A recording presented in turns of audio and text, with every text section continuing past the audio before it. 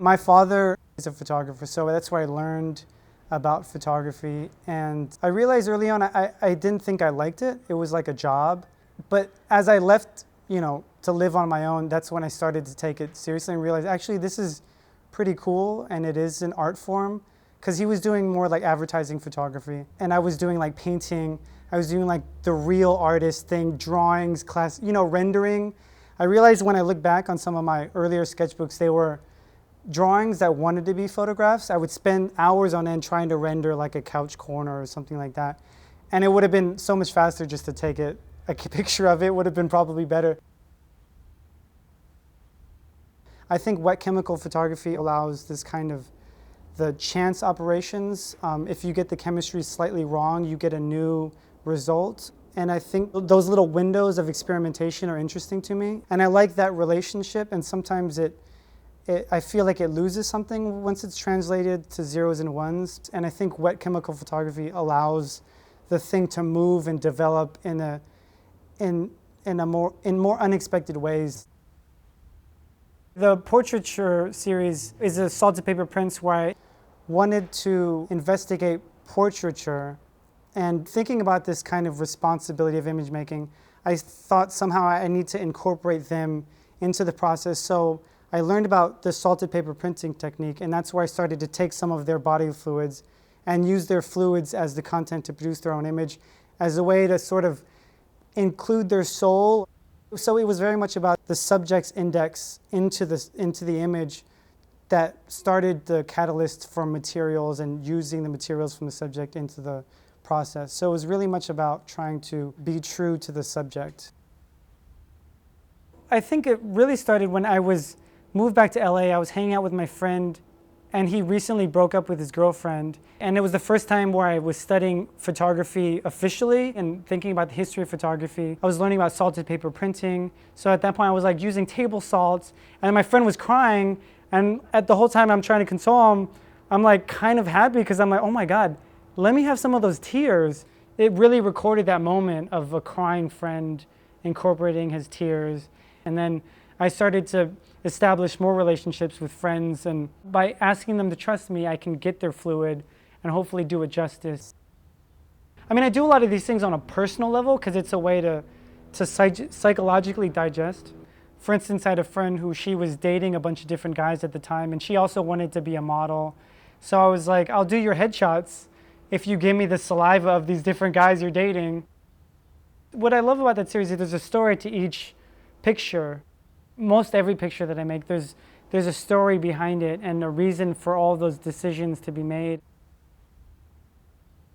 The Gaps was a series of pictures that I took behind the Hollywood sign, where I photographed the back of the Hollywood sign. So it's very much a good image of the construction and the construct of these letters.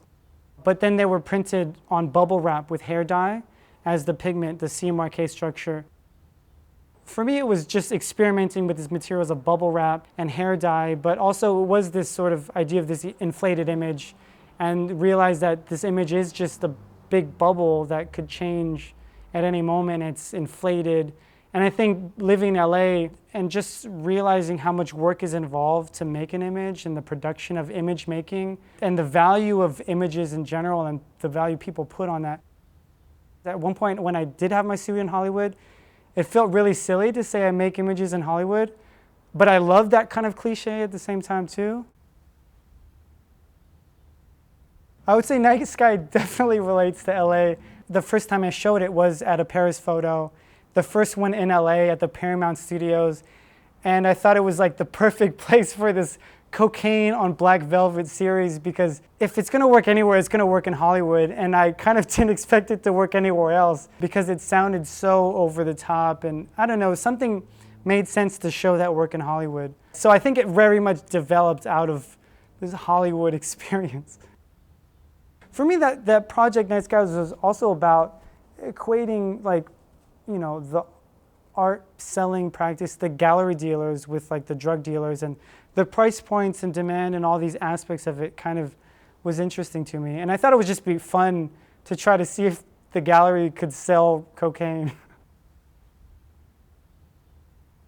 The Burnout series really stemmed from learning about this process it's called the burnout process, the Devore process, where they use acid to erode the organic matters of the prints. And I love this idea of negative space, and it was very much working with that. But I also like this idea of working with acid and how acid could erase an image. And it was a further way to degrade an image. I think when I showed that work, it was a show that I did at the Hollywood Gallery, an M&B gallery, and I showed images of the gallery dealers. They were their own burnouts, so I would have the director, the owners, the people that worked there. And I think being in Hollywood, the term burnout was like a very intense term. People were like, you come here and you burn out. Torsos, for me, it became about representation of people, but it focused on the clothes, so it was another sort of reference to fabric. But also I didn't want the direct signifier of the face as a portrait. So for me, it was a kind of portrait, but in a way to see the way that their hands gestured, or sometimes people put the hand on the waist, as another way of creating a portrait of somebody.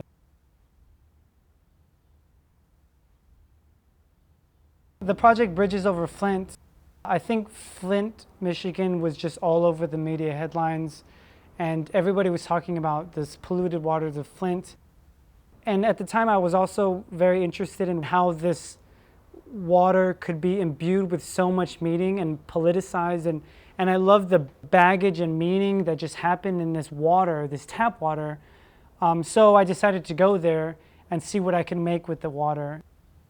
I went with my 35mm camera and just like black and white film, and photographed all the bridges that go over the Flint River. And then I used the tap water, and I concocted a little cocktail that could develop the silver film. You know, silver film actually is quite easy to develop. There's a lot of different things that you could use to develop silver film, but so I knew that there's some elements that I could do, so it was a little bit of testing involved.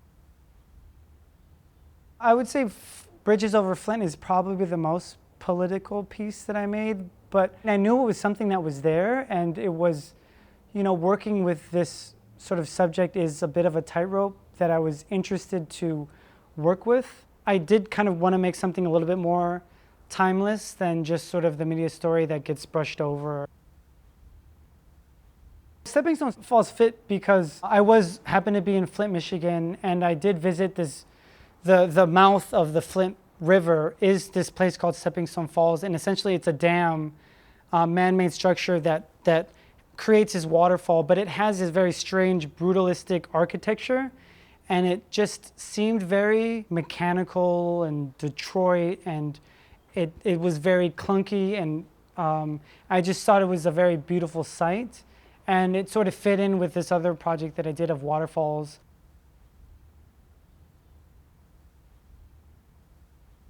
1864 was a project that was specific to a show that I did in Atlanta, Georgia. And I knew I wanted to make a work that involved Georgia. So I started to get into looking at Civil War photographs that George Barnard took in Atlanta when it was basically taken over by Sherman's army. Because, you know, in thinking about him going out there with his wagon during a war, you know, it's kind of an intense, beautiful thing that I was interested in. And for me, it was also about this mirroring effect of presenting Atlanta for Atlanta. And so they were album imprints, and I made them album in process in a lot of ways was because that's how George Barnard would have printed. With this process that he would print them, it's pretty much egg whites and silver nitrate on paper. So I decided to throw in the ingredients for peach pie into the mix. So it's peaches, salt, sugar, cinnamon, flour. Obviously eggs is a main component. It seemed to make sense to make some peach pies for Georgia. For me, it was about the destruction of Atlanta, and it was war-torn Atlanta, and it was during the Civil War, which was very much about race, you know? And I feel like that was the subject, and I think that that's what made me love Atlanta, because it came through that struggle, and I think why it's very progressive and a really super interesting city, and I think has a really nuanced, and they've approached racism with a serious understanding, and I feel like they are kind of smart about it. I emphasize the sky because I wanted to focus where George Barnard's marks were mostly visible because for me it was about trying to get as close as maybe minimalist painting as possible. So it's the site for projections and the site where you can think about something and you're not harnessed to that direct indexical visual thing of bombed out building or bullet marks. I think working with a lot of these historical processes or like rekindling old past modes of photography is something that I keep doing in a lot of ways because I realize that I have an interesting idea, but someone almost did the similar thing back in the day in the early 1900s, and I realized, oh, if they did it, I might as well just study them and see where they made to a certain point and where I can extend that. Entropy, corrosion, destruction, degradation. All these aspects or descriptions is something that happens naturally to everything all the time. And why not just work with what the world gives you? And I feel like that's a natural thing, and why try to change it? I think the look of degradation is appealing because it sort of reminds you of the fact that it all does degrade over some time. And I think looking at something degraded may make you think about, okay, I need to appreciate the now.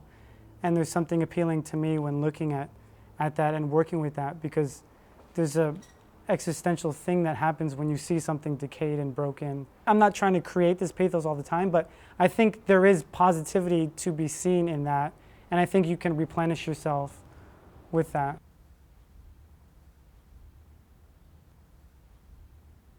Vatnajökull is actually the second largest glacier in Europe, and it sits on Iceland. And it's actually the glacier that breaks off that makes these icebergs roll into this bay called Jökulsárlón. Like, I went there as it was my first assignment as a photographer, and I learned more about the sort of geothermal aspects that makes the Icelandic landscape so beautiful, because they're just volcanic activity. And that constant movement, I think, makes this beautiful landscape. So that sort of influenced me to burn a lot of these pictures and work with this heating element. And also that work is an extension to a further investigation into chromogenic printing, like treated with different elements that I've done previously. Because I do love sea prints, and I noticed that I continue to make them. And I first started making them with the lakes and reservoirs where I'd soak the sea prints in the water. And for me, that project was about the soon obsolescence of that material. And then I noticed I could still make them, so I might as well include earth and bury some images in Hawaii underground and see what the earth does to these pictures. So just this constant abuse of these sea printing material, I think, is a theme that seems to be going more and more. So this is where fire is introduced to sea prints, and then seeing what fire could do. I just started heat treating these pictures, and what's interesting about the chromogenic process is just emulsion. So it kind of has an elasticity, so it bubbles up, it cracks, it punctures, it does a lot of weird, unexpected things that I was sort of playing around with in the process. And also it physically deteriorates the prints. It makes it very undulaty and crinkles, and trying to work with that was a part of the process too, because the prints themselves develop their own topography. It becomes this sort of landscape of bubbles and mountains and tiny little blisters and cracks, and you see the wrinkles. The color actually comes from a process of photographing the images of the iceberg in different stages. I thought it was like a filmic process, because I would do a burn on the print, I would photograph it, then burn it again, and photograph it and burn it again. So I'd have essentially pictures of this slow burning process, so the print was getting more and more deteriorated. And then I would take those separate images and then separate them in cyan, yellow, magenta, and then sandwich them back together to get that sort of psychedelic prismatic effect. And then it goes through another process of burning, which gives it even more of a psychedelic printing. So it was just sort of riffing off of this color action that happens. And I think that psychedelic color flamboyantness also, I felt like, was appropriate to the subject, because it's really sad to look at melted icebergs, and it was a subject that I knew was kind of macabre, so it was a way to balance that out and show that there can be an optimism. I think that also in these giant shapes, especially when they're vertical, one naturally just like anthropomorphizes them and looks, oh, it looks like a face, an arm, a sculpture. And I think I'm interested in those projections that happen, but also they're just giant, beautiful forms that, nature made, and I'm just honestly just recording them. In terms of the hallucinatory visual aspect of the work, yeah, they are hallucinogenic. Drugs operate in an interesting way to, they tinker with different things to make you see a different way. A lot like you can do that with the digital camera. You can mess with the chips and all of a sudden it sees a certain way. And I look at it as a similar practice. I think combining fire and ice as these two opposing elements seemed to be a logical thing to do for the project. I mean, I was worried it would be a little too obvious because it could step on these sort of it could just be cheesy. But I think that it was important to do that because I think for me, my mom's very much Buddhist, and I feel like I grew up with these values that one thing leads to another. And I think that kind of harmonizing aspect infuses a lot of what I do in my practice. So I think representing these two different yin-yang ideas is always fun to throw in there if I can.